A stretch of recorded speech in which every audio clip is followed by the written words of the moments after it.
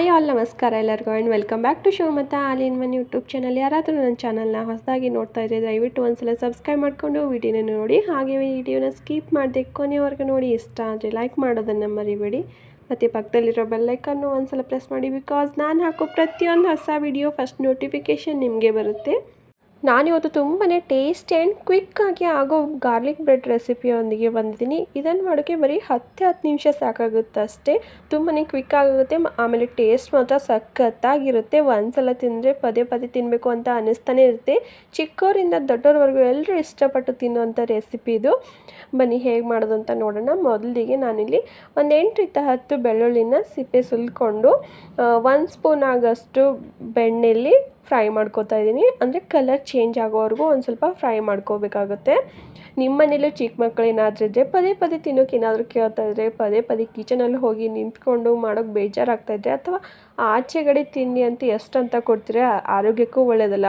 ಆವಾಗ ಈ ಥರ ರೆಸಿಪಿನ ನೀವು ಮಿಸ್ ಮಾಡದೆ ಟ್ರೈ ಮಾಡಿ ನೋಡಿ, ತುಂಬಾ ಟೇಸ್ಟಿಯಾಗಿರುತ್ತೆ. ಹಾಗೆ ಕುಕ್ಕಿಂಗು, ಹೋಮ್ ಡೆಕೋರು, ಟ್ರಾವೆಲಿಂಗ್ಸು ಅಥವಾ ಮೆಹಂದಿ ಡಿಸೈನಲ್ಲಿ ಇಂಟ್ರೆಸ್ಟ್ ಇದ್ದವರು ಮಿಸ್ ಮಾಡಿದೆ ನನ್ನ ಚಾನಲ್ನ ಸಬ್ಸ್ಕ್ರೈಬ್ ಮಾಡ್ಕೊಳ್ಳಿ. ಯಾಕಂದರೆ ನಾನು ವೀಡಿಯೋಗಳನ್ನ ಮಾಡೋದು ಈ ಟಾಪಿಕ್ಸ್ಗಳನ್ನ ಇಟ್ಕೊಂಡು ನೋಡ್ಬೋದು. ನೀವಾಗ ಬೆಳ್ಳುಳ್ಳಿ ಎಲ್ಲ ಚೆನ್ನಾಗಿ ಫ್ರೈ ಆಗಿದೆ.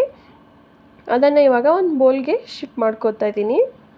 ಈ ಬೆಳ್ಳುಳ್ಳಿನ ನೀವು ಕುಟಾಣಿಲಿ ಹಾಕಿ ಕುಟ್ಕೊಳ್ಳಬಹುದು, ಅಥವಾ ಹಾಗೆ ಕೂಡ ಸ್ಮ್ಯಾಶ್ ಮಾಡ್ಕೋಬಹುದು. ಫ್ರೈ ಮಾಡಿರ್ತೀವಲ್ಲ, ಸೊ ಸ್ಮೂತಾಗಿರುತ್ತೆ. ಹಾಗೆ ಅದರಲ್ಲೇ ಸ್ಮ್ಯಾಶ್ ಮಾಡ್ಕೋತಾ ಇದ್ದೀನಿ ನಾನು.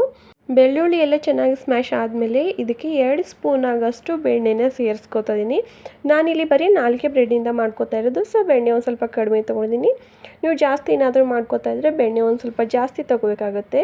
ತುಂಬಾ ಟೇಸ್ಟಿಯಾಗಿ ಬರುತ್ತೆ. ಮತ್ತು ಇದಕ್ಕೆ ಒಂದು ಸ್ವಲ್ಪ ಕೊತ್ತಂಬರಿ ಸೊಪ್ಪು ಕಟ್ ಮಾಡಿಕೊಂಡು ಸೇರಿಸ್ಕೊತೀನಿ, ಮತ್ತು ಒಂದು ಸ್ವಲ್ಪ ಚಿಲ್ಲಿ ಫ್ಲೇಕ್ಸು. ಇದನ್ನೆಲ್ಲ ಇವಾಗ ಚೆನ್ನಾಗಿ ಮಿಕ್ಸ್ ಮಾಡ್ಕೋಬೇಕು. ನಾನು ಬೆಣ್ಣೆನ ಇವಾಗಷ್ಟೇ ಫ್ರಿಜ್ಜಿಂದ ತೆಗೆದಿರೋದು, ಸೊ ಅದಕ್ಕೆ ಒಂದು ಸ್ವಲ್ಪ ಗಟ್ಟಿ ಇದೆ. ಎಲ್ಲನೂ ಮಿಕ್ಸ್ ಮಾಡ್ಕೊಳ್ಳೋಕೆ ಒಂದು ಸ್ವಲ್ಪ ಕಷ್ಟ ಆಗ್ತಾಯಿದೆ. ಒಂದು ಸ್ವಲ್ಪ ಹೊತ್ತು ಆಚೆ ಬಿಟ್ಟರೆ ಅದು ಆರಾಮಾಗಿ ನಾವು ಇದನ್ನು ಮಿಕ್ಸ್ ಮಾಡ್ಕೋಬೋದು. ಎಲ್ಲನೂ ಒಂದು ಸಲ ನೀಟಾಗಿ ಮಿಕ್ಸ್ ಮಾಡ್ಕೋತಾ ಇದ್ದೀನಿ. ನೋಡ್ಬೋದು ನೀವು, ಇಷ್ಟು ಮಿಕ್ಸ್ ಆದರೆ ಸಾಕು. ಇವಾಗ ಒಂದು 4 ಬ್ರೆಡ್ ಪೀಸಸ್ನ ತೊಗೋತೀನಿ. ನೀವು ಯಾವ ಬ್ರೆಡ್ ಬೇಕಾದರೂ ತೊಗೋಬೋದು, ಬ್ರೌನು, ವೈಟು.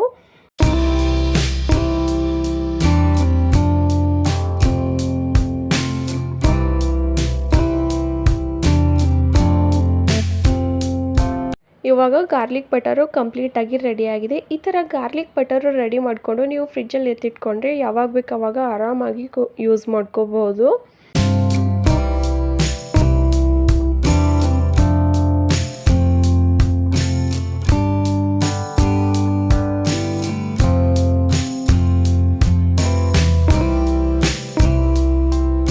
ಇವಾಗ ರೆಡಿ ಮಾಡ್ಕೊಂಡಿರೋ ಗಾರ್ಲಿಕ್ ಬಟರು ಎಲ್ಲ ಬ್ರೆಡ್ಗಳ ಮೇಲೆ ಒಂದು ಸ್ವಲ್ಪನೇ ಹಾಕ್ಕೊಂಡು ನೀಟಾಗಿ ಸ್ಪ್ರೆಡ್ ಮಾಡ್ಕೋತಾ ಇದ್ದೀನಿ.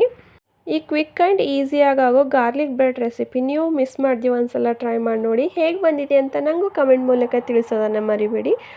ಹಾಗೆ ಇದಕ್ಕೂ ಮುಂಚೆನೇ ಟ್ರೈ ಮಾಡಿರೋರು ಕೂಡ ನಿಮ್ಮ ಮನೇಲಿ ಹೇಗೆ ಬಂದಿತ್ತು ಈ ಗಾರ್ಲಿಕ್ ಬ್ರೆಡ್ ರೆಸಿಪಿ ಅಂತ ಕಮೆಂಟ್ ಮೂಲಕ ನನಗೂ ತಿಳಿಸೋದನ್ನು ಮರಿಬೇಡಿ.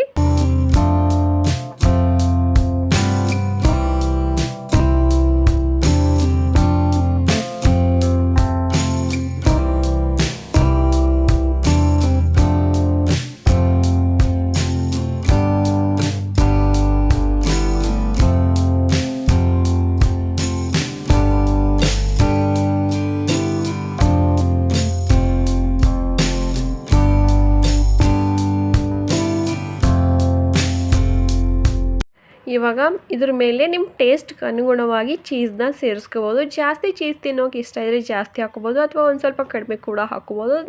ನಿಮ್ಮ ಟೇಸ್ಟ್ಗೆ ಅನುಗುಣವಾಗಿ ಸೇರಿಸ್ಕೊಂಡು, ಆಮೇಲೆ ಒಂದು ತವೆನ ಇಟ್ಕೊಂಡು ಗ್ಯಾಸ್ ಮೇಲೆ ಅದಂತೂ ಸ್ವಲ್ಪ ಬಿಸಿ ಆಗ್ತಾ ಇದ್ದಂತೆ ಅದಕ್ಕೆ ಒಂದು ಸ್ವಲ್ಪ ಎಣ್ಣೆನ ಹಚ್ಕೊಂಡು ಒಂದು 5 ನಿಮಿಷ ಲೋ ಫ್ಲೇಮಲ್ಲೇ ಇಟ್ಕೊಂಡು ಬೇಯಿಸ್ಕೊಂಡ್ರೆ ಮುಗಿದೋಯ್ತು. ಟೇಸ್ಟಿಯಾಗಿರೋ ಗಾರ್ಲಿಕ್ ಬ್ರೆಡ್ ರೆಡಿ ಆಗೇ ಹೋಗುತ್ತೆ.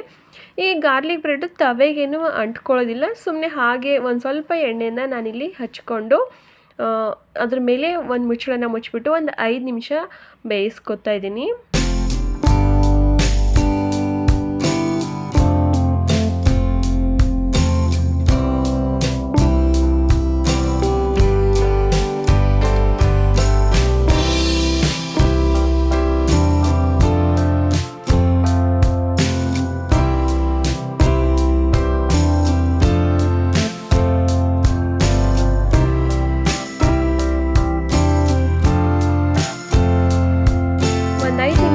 ಆಮೇಲೆ ಓಪನ್ ಮಾಡಿ ನೋಡ್ತಾ ಇದ್ದೀನಿ. ಟೇಸ್ಟಿ ಆ್ಯಂಡ್ ಕ್ರಿಸ್ಪಿ ಆಗಿರೋ ಗಾರ್ಲಿಕ್ ಬ್ರೆಡ್ ರೆಸಿಪಿ ರೆಡಿ ಆಗಿ ಹೋಗಿತ್ತು. ನೋಡ್ಬೋದು ನೀವು, ನೋಡೋಕೆ ಎಷ್ಟು ಚೆನ್ನಾಗಿ ಕಾಣಿಸ್ತಿದೆ ಅಲ್ಲ, ತಿನ್ನೋಕ್ಕೂ ಸಹ ಅಷ್ಟು ಟೇಸ್ಟಿಯಾಗಿರುತ್ತೆ. ಈ ಗಾರ್ಲಿಕ್ ಬ್ರೆಡ್ ರೆಸಿಪಿ ನಿಮಗೆ ಇಷ್ಟ ಆಗಿದೆ ಅಂತ ಅನ್ಕೋತೀನಿ. ಇಷ್ಟ ಆದರೆ ಒಂದು ಲೈಕ್ ಮಾಡೋದನ್ನು ಮರಿಬೇಡಿ. Thank you for watching my channel.